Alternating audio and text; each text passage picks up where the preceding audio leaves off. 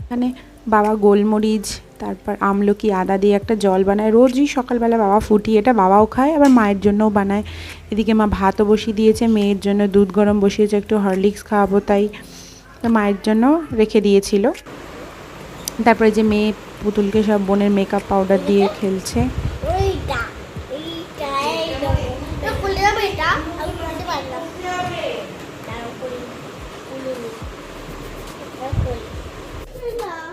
Good morning everyone. সকাল সকাল অনেক আগেই উঠে গেছি, সে 4:50 হবে তখন থেকে জেগে, কারণ মেয়ে উঠে গেছে, মেয়ের একটু জ্বর জ্বর মতো হচ্ছে, মাঝে মাঝে জ্বর আসছে, তো তখন থেকেই জেগে, যে ঘুটুও জেগে হরলিক্স খাইয়ে দিয়েছি। হামলোসব এসেছিলো, বোন আর হামলোস আজকে একসাথে অফিস গেল। এখন মেয়েকে একটু কিছু ব্রেকফাস্ট খাওয়াই, ম্যাগি খাবে বলছে, তো একটু ম্যাগি খাওয়াই, কিছু তো খাচ্ছে না, তো দেখি ম্যাগিটাই খাওয়াই, মা করছে ম্যাগি, ওকে খাইয়ে নিই। তো যাই হোক, আজকের ব্লগটা আমি এখান থেকে শুরু করছি, আপনারা দেখতে থাকুন।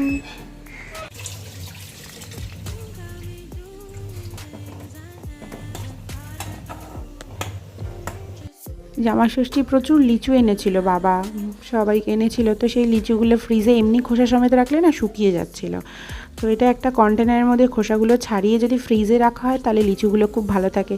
এমনি খেতেও লোকজন আসলেও বাচ্চাদেরকেও বার করে দেবেন, একটু ঠান্ডা ঠান্ডা লিচু খেতেও টেস্টি লাগবে, এবার আবার নষ্টও হবে না, বেশ 1 সপ্তাহ মতো লিচুগুলো তো খুব ভালোই থাকে। তো আমি ওই জন্য লিচুগুলো ছাড়িয়ে একটা কন্টেনারে করে রেখে দিচ্ছিলাম।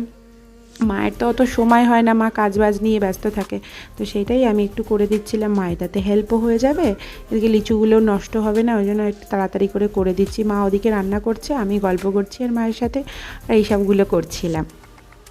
অনেকদিন পর বাড়িতে এসেছি না, মায়ের সাথে গল্প করতেও ভালো লাগে। আবার এইদিকে মা ঝিঙে পোস্ত করছিল, করতে করতে মা ওদিকে আবার সবজি কাটতে বসে গেছে, আমি দিচ্ছিলাম, পোস্তটা একটু দিয়ে নামিয়ে নিলাম। মায়ের সাথে গল্পও হচ্ছে, আমি মানে মায়ের সাথে গল্প করতে আমার সবসময় বরাবরই ছোটো থেকেই ভালো লাগে। মা, মাসি, দিদা যেখানে সবাই ওরা গল্প করবে সেখানে আমি তো থাকবোই, গল্প, হাসি, আড্ডা। আর তারপরে এই বাবার জন্য বানাচ্ছিলাম চিংড়ি পোস্ত।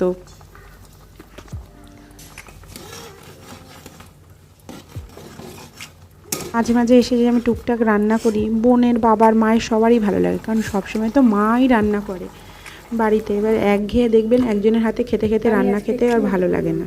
বাবা, বোন আমার হাতের ওই মুড়ি ঘন্টা হয়, সেটা খেতে খুব ভালোবাসে, তো সেটাই আজকে আমি একটু বানাচ্ছি, আর চিংড়ি মাছটাও বানাচ্ছি, এই দুটো বানাচ্ছি।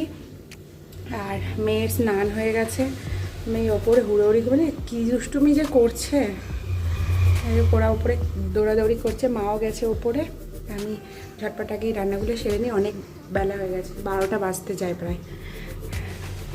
আর চিংড়ি মাছটাও রেডি, তো ওই যাই বলছিলাম, একসাথে রান্না খেতেও ভালো লাগে না, মাঝে মাঝে আমিও একটু করলে মা বাবারও খেতে ভালো লাগে।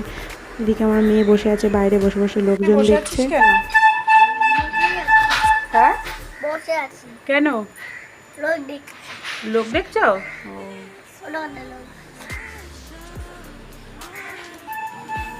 বাইরে কি রোদ দেখেছেন?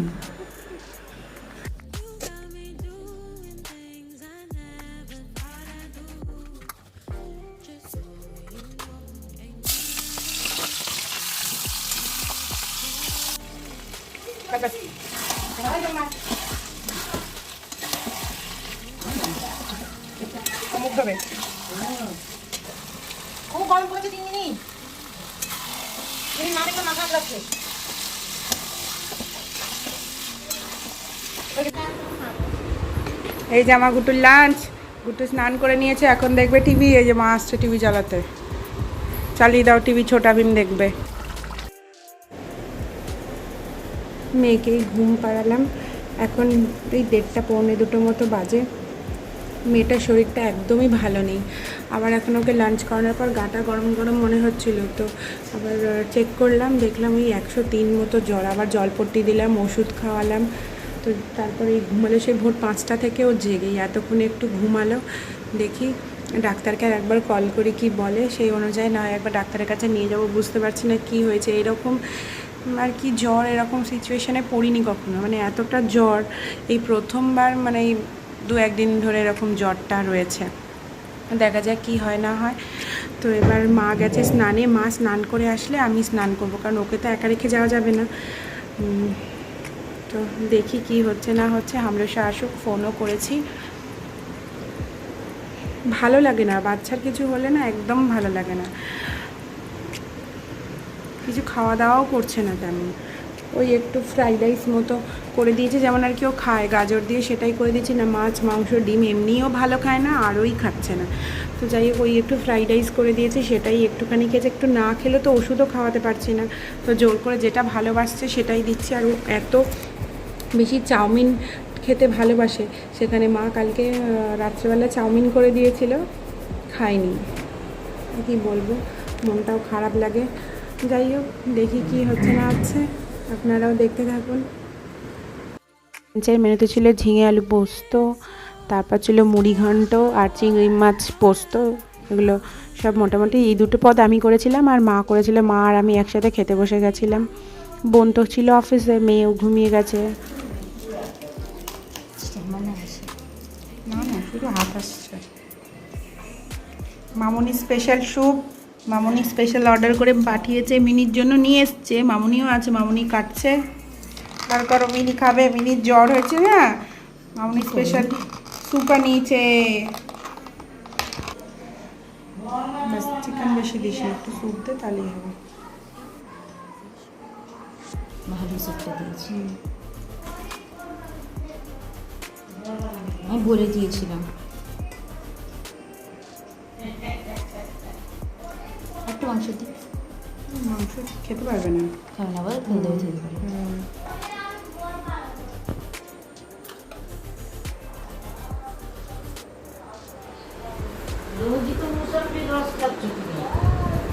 এদিকে আমি এবার ডিনারও বানাতে শুরু না। আমার রান্না করতে না সত্যি খুব ভালো লাগে, অন্যরকম নতুনত্ব রান্না করে সবাইকে খাওয়াবো, সবাই বলবে ভালো হয়েছে। আমি বরাবরই যেন রান্না করতে ভালোবাসি। একটু একটু আমার একটু একটু একটু বারেসের জলটা খাও, একটু দেখো লিপস্টিকটা ঘেটে যাবে, নাহলে ওরকম করবে।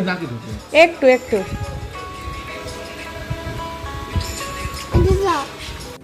খাওয়াবো বলে এই পোস্ত বাটছিলাম, ওকে একটু রাত্রে পোস্ত বাটা দিয়ে ডিনার খাবো, কিন্তু তেমন একটা করলো না। অল্প করেই খেয়েছিল, আমি জোরও করি শুধু ওষুধ যাতে খাওয়াতে পারি এরকম যাতে খেলে হয়, তো সেই রকমই 2-3 গাল খাইয়েছিলাম। আর দুটো আছে মা, কেটে ফেলো, সবাই খেয়ে নেবে।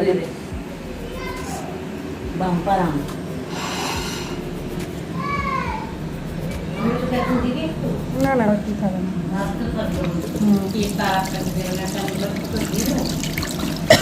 জিজ্ঞেস করো খাবে কিনা।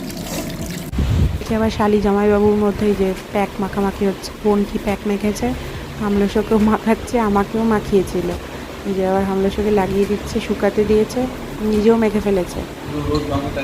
এদিকে আবার আমাকেও লাগিয়ে দিচ্ছে, তিনজনে প্যাক মেখে ভূত হয়েছি রাত্রেবেলা।